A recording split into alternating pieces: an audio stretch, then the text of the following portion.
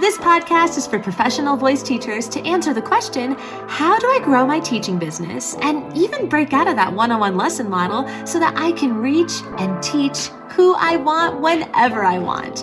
I'm your host, Allie Tyler, voice teacher of over a decade and marketing and business coach for fellow voice teachers. Welcome to the Voicepreneur Podcast. Hey, voice teacher. Welcome to another episode. I hope that you are doing well. I am excited to talk about marketing with you. I love marketing. I love talking about marketing. I love learning about marketing. I love thinking about marketing. I love marketing. It's really weird. But here's the thing. I actually want to talk about what's hurting you right now, what you're not doing, quote unquote, right. And let me first be real, as we always are. There is no such thing as right or wrong. There is only what works for you. And the only way that you will know what works for you is if you get in there and you test it and you do it. So that's my little caveat there. But with a big B here, I am seeing some things, particularly on Instagram and topics that are coming up with the Voicepreneur calls, which is the community of voice teachers that I run at the Voicepreneur program.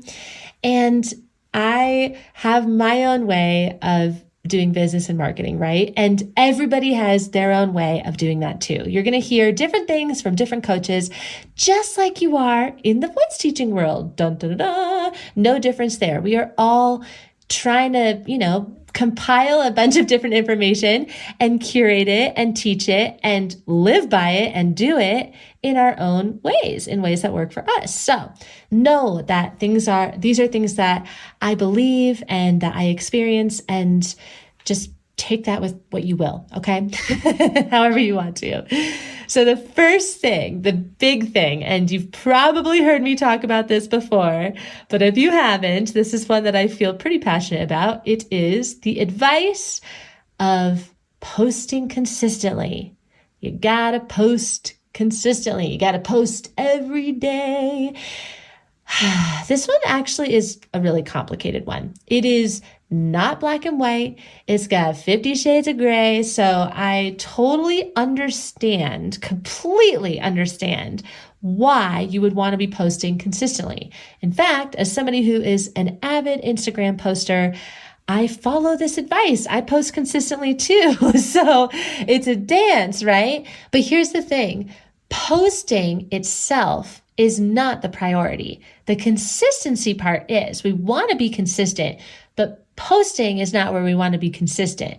We want to be consistent with engaging. We want to be consistent with utilizing the platforms in a way that engages other people. Now, this word engaged can absolutely mean posting. I find that when I post things on Instagram, and especially if I am like in a rhythm and I'm doing it every day, I am also engaging on that platform so much more because there's comments to reply to and there's discussions to be had, right? There's just so much more action happening on that platform. So I feel like posting can kind of go under this umbrella of engagement. But engagement can mean so many things. It can mean comments. It can mean stories. It can mean DMs. It can mean Facebook groups. It can mean all kinds of things. So engaging is really where it's at. This is how your business is actually going to grow. And it's super, super, super satisfying when you look at your insights and your data and all of, like the analytics that are curated by watching your engagement and watching how engagement ripples into your reach and your profile views and your website clicks and all of that good stuff. It's pretty awesome. So I just want to help you change your mindset around posting consistently. And instead of thinking, I got to post every day, what if you replace that with, I got to engage every day, right? So sure, you want to post every day? Heck yeah. But make sure that you are engaging the same amount, right? Like you are engaging just as much. So engage consistently. All right. So here is the second one. And this one's a big one and it's kind of hard to put into words, but let's see if you get it. Sharing what you know. Sharing what you know. This is the marketing tip Or maybe it's not as, like in that exact wording, but share what you know online. That's a way that you market yourself. This is actually not helping you. It's actually hurting you. And here is why. When you get too tippy, or I like to call it, you get a little tipsy, you're putting in way too many tips. You have now gone from someone that we can relate to just like this kind of like encyclopedia. And hey, that's cool. If that's your jam and you want to be an encyclopedia and that's what your brand is all about, you want to be like this content producing machine, that is awesome. But the way that you actually sell, the way that you actually connect with your people, the way that you actually convert your leads into customers and clients, sell, same thing. The way that you actually do that is you do it by showing us how you'll help us. So that's the key difference here. Rather than sharing what you know, show how you'll help. So what does that mean? Rather than sharing about it and telling us, right? Telling us how awesome you are, telling us about straw singing and why that's amazing and all the schools that you went to and why your students are great, and telling us, right? You tell us with text. You tell us with too long of captions. If you are telling us what you know, it gets boring. When you show us, we are with you. We are looking at things differently. You are essentially triggering the thoughts we think. You are in charge of our mind. This is what sales psychology is, right? This is why we call it sales psychology. It's the psychology of why people buy things, but it's how we actually leverage that to get into people's minds. That sounds really creepy now that I'm like saying this all out loud, but hopefully it doesn't sound creepy. We mean it from a genuine way. What we mean to do is show people what it's like to work with us. We want to show them how you will help them. So let me give you a really simple example. I was actually just looking yesterday on Instagram and I was writing out, an outline for this. And the very first video that pops up, I was like, oh, universe, thank you. This is literally perfect. Was a reel from a voice teacher, and it showed us the title, What We Do in a Voice Lesson. So if you can imagine in this reel, it was kind of zooming towards the piano really slowly, and it said, What We Do in a Voice Lesson in the text. And then the next scene, it had like the sheet music going really slow. And then it just said, number 1, warm up. And then the next one, it had, like a notebook, and then it said number 2, right? It's very self-explanatory. But what I loved about it was it was beautiful. Like the branding was really, really pretty. She used like actual cursive font, but like in a really pretty way. And she kind of canvaed it and looked really nice. But what I really loved about it more was that I was in her studio. She was showing us, like there was an actual student there, and it showed us the different elements of what her studio looked like. She was showing us how she was going to help us rather than, for example, making like a graphic and putting, here are the 4 things that we're going to be doing in our lessons. Number 1, we're going to warm up. Warm-ups are essential for blah, blah, blah, blah, blah. Number 2, we're going to do vocal techniques. Vocal techniques are essential for blah, blah. And trying to squeeze all of that text on one graphic, it's so subtle.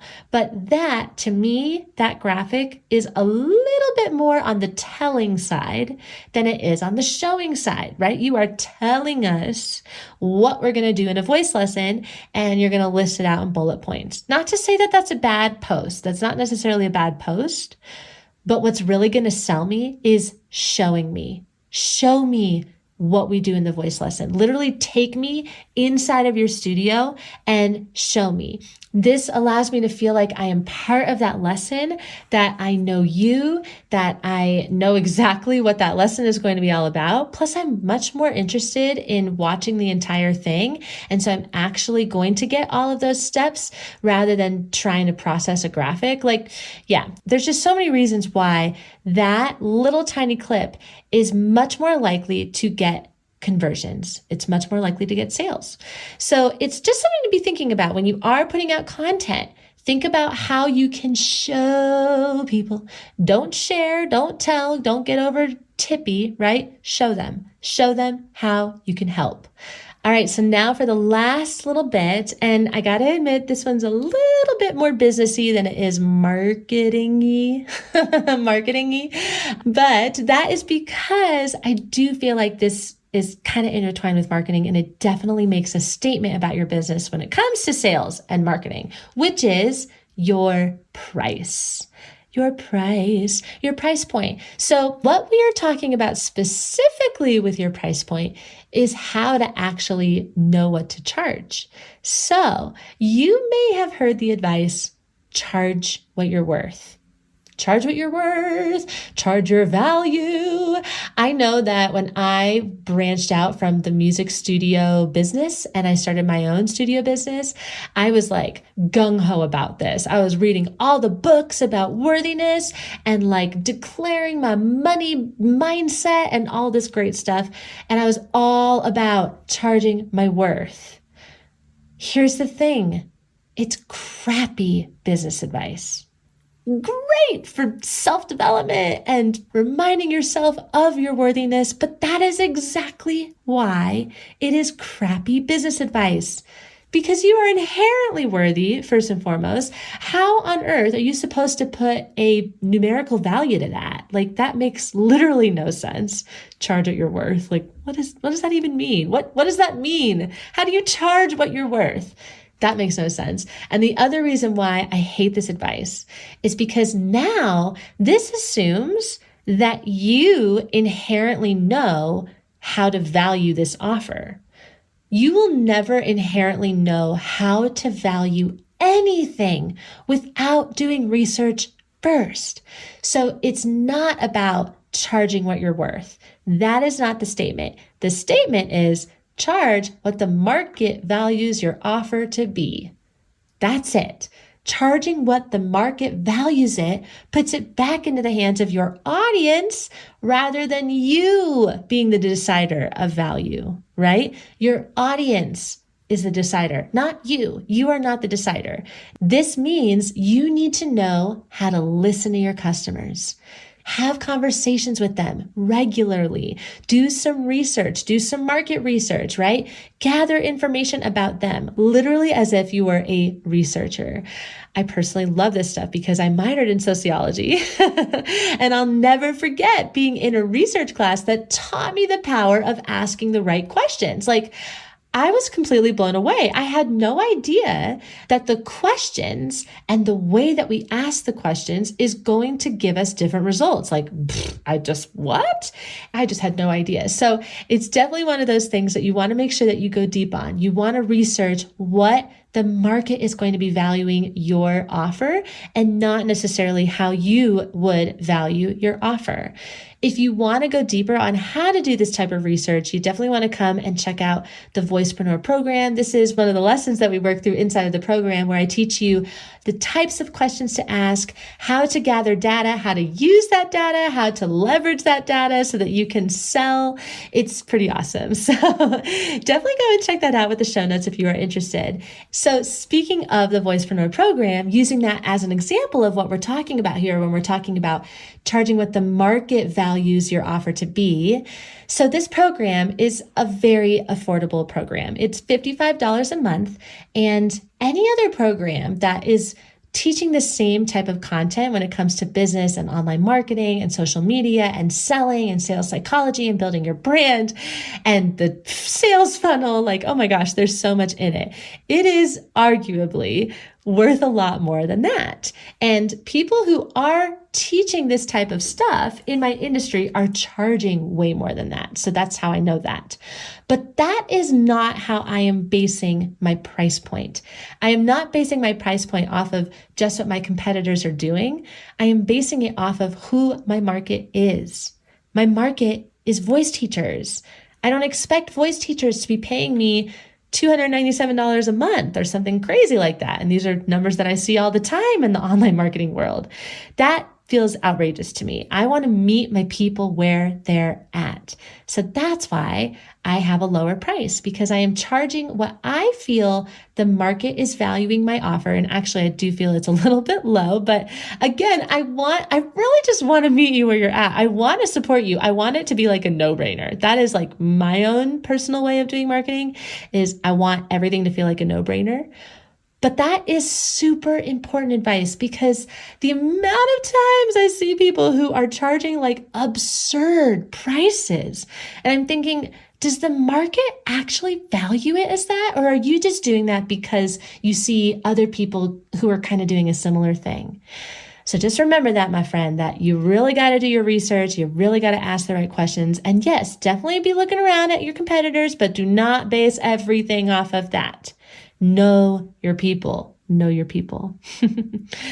So to quickly recap, the 3 most common marketing tips that are actually potentially hurting your business are: number 1, posting consistently. So rather than post consistently, we want to be engaging consistently. The second thing is, rather than sharing what you know, you want to show how you'll help. And then the third thing is, rather than charging what you're worth or charging your value, charge what the market values your offer to be. I hope that this was helpful for you. If there was a specific one that was a big aha moment, let me know on Instagram. You can take a screenshot of this and send me a DM over at the Voicepreneur. And everything else that we have covered is inside of the show notes of this episode. Thank you, as always, for spending your time with me, and I can't wait to hear how you apply this to your teaching business. I will catch you in the next episode.